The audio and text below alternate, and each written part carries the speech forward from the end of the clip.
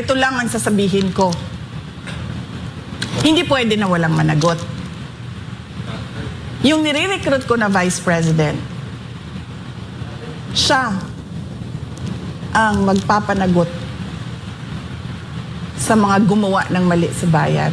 Para ako, nakatutok ako sa trabaho ng Presidente. Naging bala ko doon Ito lang ang sasabihin ko. Hindi pwede na walang managot. Yung nire-recruit ko na Vice President, siya ang magpapanagot sa mga gumawa ng mali sa bayan. Para ako, nakatutok ako sa trabaho ng Presidente.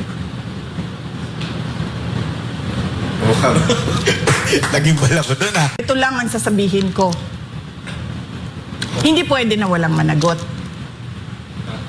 Yung nire-recruit ko na Vice President, siya ang magpapanagot sa mga gumawa ng mali sa bayan. Para ako, nakatutok ako sa trabaho ng Presidente.